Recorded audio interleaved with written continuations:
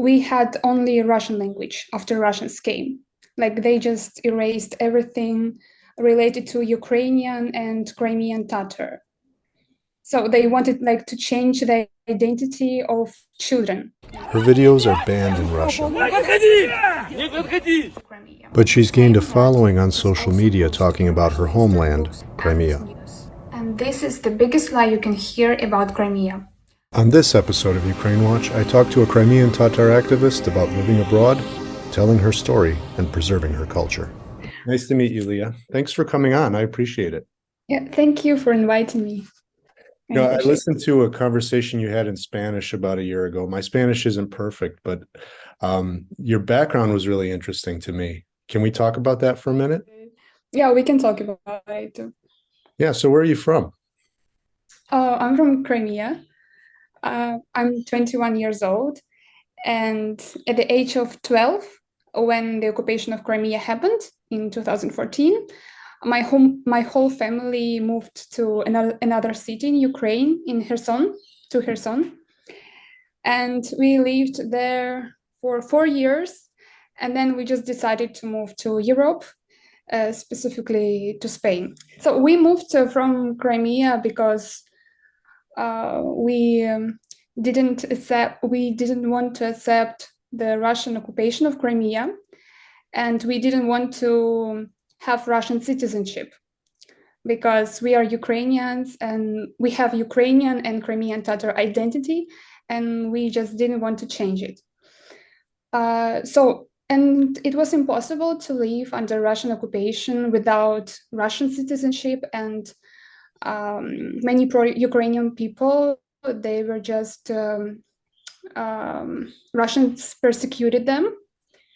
So we decided to leave. So when you were leaving, tell me about what was going on. I know you were much younger then, but what do you remember about what was going on in Crimea at that time? I was studying in the middle school, and I was studying in Ukrainian class, like all my subjects. I had all my subject in Ukrainian, and in my school we could choose in which language we can study, in Crimean Tatar, in Russian, or in Ukrainian. But I remember when the Russians came, they just changed my class to Russian, and they also changed Crimean Tatar class to Russian.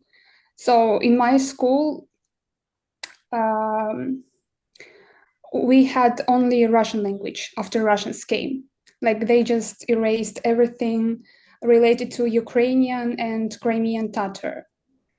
So they wanted like to change the identity of children, you know. And then I remember there were a lot of Russian propaganda. They just told us that Ukraine is no more our homeland and that we have to accept Russian. In my school, we just studied in Ukrainian language. We sang Ukrainian songs, and I read Ukrainian books. So I didn't really understand why I have to change like everything. I remember like how the life in Crimea changed because we started to see always Russian troops and Russian tanks just in the streets. Like I remember how everything changed. There is no Ukrainian and Crimean Tatar languages anymore. At all. So there you couldn't study in Crimean Tatar anywhere in Crimea. No. Now you can study in these languages. That's the one subject that always gets ignored whenever there's a conversation in the media about Crimea is the indigenous population. Let's talk about that a little bit. Okay. The question is always, is Crimea Ukraine? Is it Russia? But there's another piece to this puzzle, right? Yeah. Crimean Tatars. Like in Crimea, we have 3 indigenous peoples. It's Crimean Tatars, Krimchaks, and Karaims. And unfortunately, due to the Russification of Crimea and Russian propaganda, many people have forgotten about the real owners of Crimea, especially foreigners. And also there are many false assumptions about their origins, because Russians tried to impose the idea that Crimean Tatars are the invaders in Crimea. So it's important to understand that the Crimean Tatars were formed as a nation on the Crimean Peninsula, and they are the descendants of various nations and tribes who lived there in different times. And they did not come to Crimea from Asia. Like, it means that they were formed in Crimea as a nation, and it makes them indigenous. But Russians, they always wanted to change this fact, and Russians always say that Russians are indigenous in Crimea. But in fact, they are just colonizers. So when Stalin deported Crimean Tatars from Crimea during the Soviet Union, was your family affected by that? Yeah. My whole family, they were living in Feodosia and Kerch, and they were deported to Ural. One part of my family and another part of my family were deported to Uzbekistan.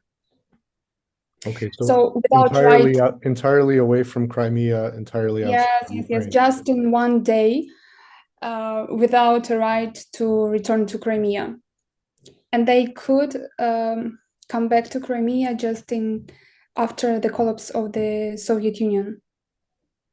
So when Ukraine declared independence, your family came back to Crimea? Yes, exactly. Okay. So they just had to start their life from zero, because their old homes, their old houses in Crimea were occupied by Russians. Like, because after the deportation of Crimean Tatars, Russians just relocated many Russians from Russia to Crimea, and they started to live in our houses. I think the same situation happened in Ukraine, in the eastern Ukraine. Where people were deported and then Yeah. who just came in and took their stuff, Yeah. basically. Yeah.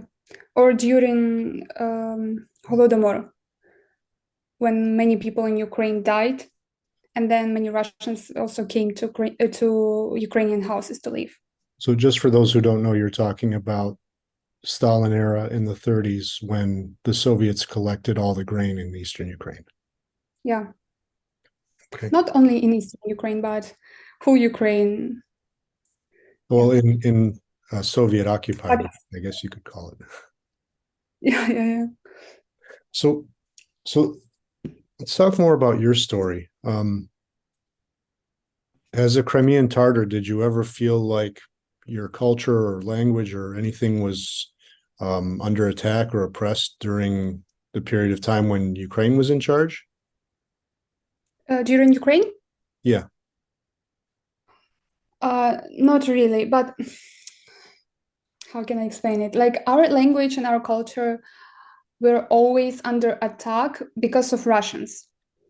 Because when my family, for example, when my family were deported to Uzbekistan, they couldn't use Crimean Tatar language in schools, in the streets, because no one understood them. And many people, they just switched to Russian language. So, for example, in my family,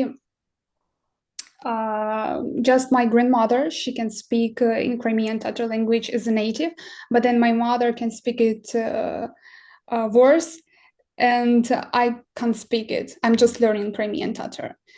In a way, the culture and the language they attempted Yeah. to erase it because of the deportation.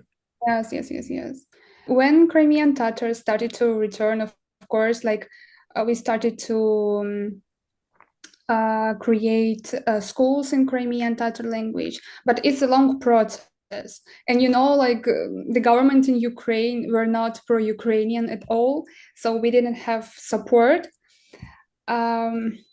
But now I think the situation will be better when Ukraine will deoccupy Crimea. Because even now in Ukraine, there are many projects, many projects that help to revive the Crimean Tatar language and culture. So have you heard any news from back home about how the Crimean Tatar community is being treated in Crimea? Yeah.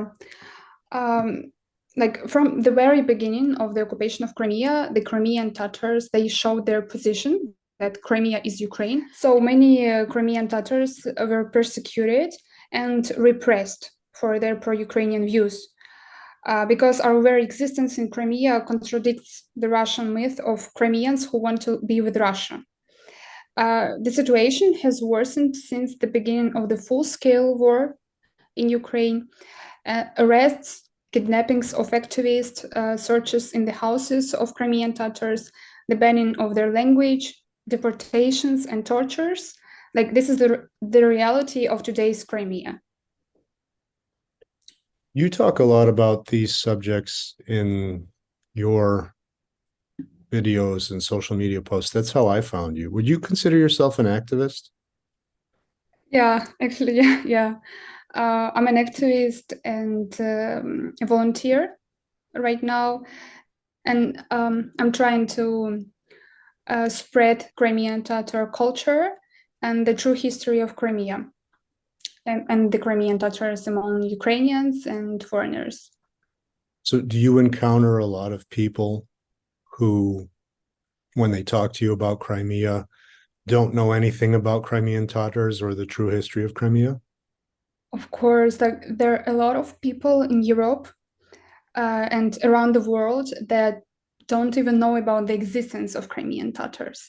Like, and they thought that Russians have always lived in Crimea, so they can decide the fate of Crimea. But this is not true, and we know that it happened because Russians, like Russian propaganda, worked like that in the world, that people forgot about the existence of the indigenous people of Crimea. But before Stalin deported the Crimean Tatars, they were a significant part of the population there, as far as I understand. Is that true?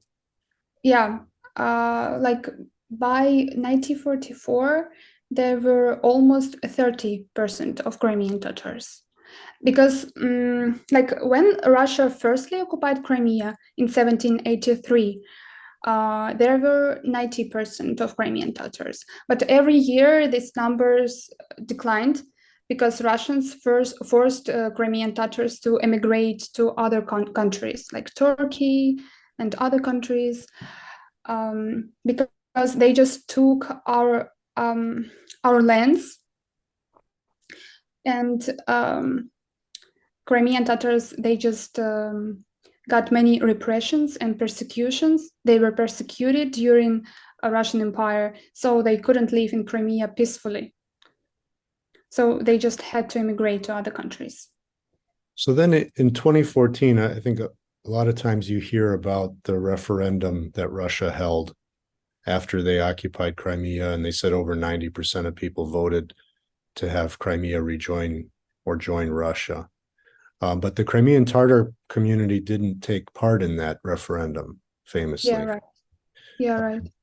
This referendum was illegal, and we didn't go to this referendum. My whole family, my friends and relatives, they didn't attend it. I think only Russians went there. And I remember there were many protests of Crimean Tatars and some Ukrainians that lived in Crimea that opposed the Russian occupation of Crimea. There's actually the Crimean Tatar was just appointed the Minister of Defense in Ukraine.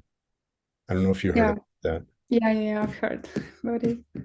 I think that's the first time in Ukrainian history that a Crimean Tatar has taken up such a high-ranking position in government. What's your take on that? Yeah, I think this is a positive sign for the Crimean Tatar community, because like you said before, 2014, we couldn't even dream about this. Like, Crimean Tatars as indigenous people, they did not occupy such high positions, political positions in Ukraine, and now it's possible. And also, I know that he was an advisor to the leader of the Crimean Tatars, Mustafa Dzhemilev, which means that he can be trusted. And I think the occupation of Crimea is already very near. So it's a good sign, I think, because it's the person who knows Crimea. What would you say? I don't know, you're not maybe a political analyst, but what would you say to people who would argue, well, you know what? If Ukraine takes back Crimea, that makes the world that much more dangerous because we don't know what the Russians would do. What do you say to people who say that? I think that if we don't take Crimea, it would be much worse. The Russians, they use Crimea as a military base to attack Ukraine.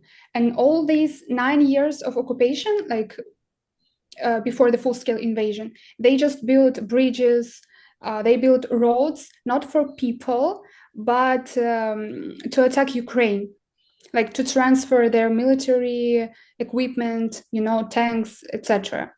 Like if we don't capture Crimea, I think it's possible. Like I'm sure that Russians will attack Ukraine again. So the only key to stop the war with Russia is to take Crimea back to Ukraine. You mentioned building bridges. That's one thing I think that surprises people often who don't know the geography is that there is really no land bridge between Crimea and Russia. Yeah. Crimea is a peninsula off the southern part of Ukraine in the Black Sea. Yes. And the Kerch Bridge that gets attacked every once in a while by Ukrainian drones is really the only connection other than the occupied territories right now in Ukraine. And so it's a little odd to see this peninsula off the coast of another country being claimed to be part of Russia. Yes. Yes. So let's talk a little bit more about the repressions that Crimean Tatars are facing in Crimea. Do you know if how many people are still left? Is there still a community there? Like actually, after the full-scale war, we don't have exact number because too many people are disappeared or kidnapped. And actually, there are many Crimean Tatars and some Ukrainians um, that's been that's in Russian prisons in Crimea. And also, I know that just continuously Russians conduct searches in the houses of the Crimean Tatars and arrest them just for nothing. It happened also with some of my relatives that live in Crimea. So, like Crimean Tatars, they're continuously targets. You mentioned they're arrested, they're tortured, they're kidnapped, basically for no reason. What Yes, do you if you were to just give it a reason, what would the reason be? I think the reason is that we are indigenous people of Crimea, and Russians they just want to destroy the indigenous people, so that Russians can leave Crimea and claim Crimea as a Russian land in the eyes of international community. So do you see it from the Russian perspective as being inconvenient that there are people there that were Yeah, there longer than the Russian yeah, Empire? yeah. Yeah, because Crimean Tatars and Russians, they know that Crimean Tatars are pro-Ukrainian. Like even Crimean Tatars who live in Crimea, like many left Crimea, but there are also many Crimean Tatars that live in Crimea and they support Ukraine. And when Ukraine will retake Crimea, I'm sure that there will be many Crimean Tatars that would fight with Ukraine too, that would help Ukraine. So of course, it's very inconvenient for Russians. I want to talk a little bit about life in Crimea before 2014, because you mentioned a couple of things that were interesting to me. Like, One, you chose Ukrainian as the language in school. So did you speak Ukrainian at home? like my father is Ukrainian actually, Okay. and the family of my father is from Poltava region, so they spoke Ukrainian language in their home, in their family. And the family of my mother, they speak Crimean Tatar and Russian language. So if in your life in Crimea before 2014, when it was still, Crimea as part of Ukraine, did you speak Ukrainian when you went out in public on the street? On public, unfortunately, no, because the majority of people spoke Russian language. And actually, Russians they say that they came to Crimea to protect Russian language, but this is a lie because no one ever like persecuted people in Ukraine who spoke Russian language. That this is a lie. The Russians say they came to Ukraine to protect the Russian language, but Yeah. it doesn't seem like anyone was oppressing the Russian language in Ukraine at any time. Even like you were mentioning before, there was sort of a pro-Russian government in Yeah, Ukraine in 2014. Was the opposite ever true? Did you ever experience any situation where speaking Ukrainian in Ukraine became an issue? like not an issue, but I remember when if I spoke Ukrainian in Crimea or in the south of Ukraine where I lived, it would be considered like if I came from the western part of Ukraine. Okay, so people looked at you in a certain way, is what you're saying. Yeah, yeah. Like if I came from another part of Ukraine, like western Ukraine, from Lviv. I remember that we only spoke Ukrainian language in schools, but in real life we didn't use it. And I think now it's good that Ukrainians switch to Ukrainian language. So just generally speaking, in Ukraine before the full scale war with Russia, the way that people interacted with one another would be like sort of like this. Somebody spoke Ukrainian, somebody spoke Russian, but in general, it wasn't really even that big of a deal. Yeah. And now, if you were to speak Ukrainian in occupied Crimea, what do you think the consequences would be? Oh, I think I would be arrested. I could be arrested Just for for speaking a language. yeah, yes, Let's say you absolutely. were speaking Ukrainian, but you Because I think if I speak Ukrainian in Crimea, it means that I support Ukraine. And it's already like there will be questions about it. so what's your dream for Crimea in the future? Oh, I dream to go back to Crimea because it's my homeland, and I see Crimea as a part of Ukraine, where Ukrainian and Crimean Tatar culture and languages will flourish and develop. And um, I want a happy and brilliant future for Crimea, and it's only possible in Ukraine if Crimea will be a part of Ukraine, not Russia. All right, Leah, thank you so much for taking the time to speak with me. I really appreciate it. Thank you so much too. I'm definitely going to be following your videos on social media, and I Thank encourage you. everybody to find them too. You're on Instagram as it's Crimea Comeback, right? Yeah, Crimea, come back. So is that because you want to go back? Yes, it is. So one Uh, last question then, what's it going to take for you to be able to go back home? only after the occupation of Crimea. Okay. Do you Because still now, if I go back to Crimea, I would be arrested.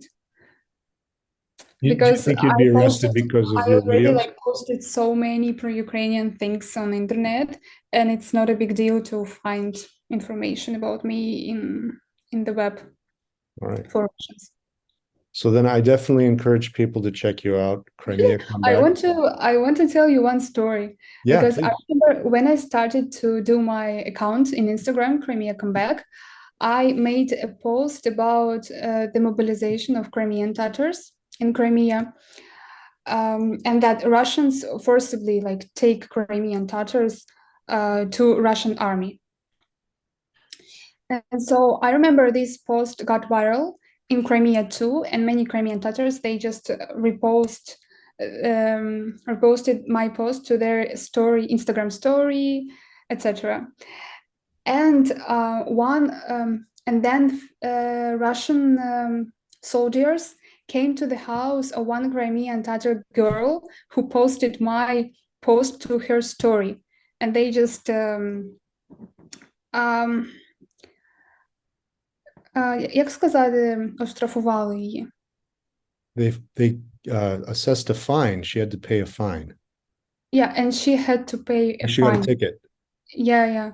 And they asked, actually, Russian soldiers, like Russian police, they asked this girl about my account and who managed this account. Like I remember firstly, I didn't really show my face I just started recently to record video with my face, but at that time I did not. So they just wondered is um, who is the admin of this account. So if I lived in Crimea, they would arrest me.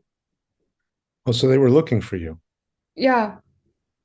So Crimea comeback on Instagram. The ideas which are illegal in Russia, Yes.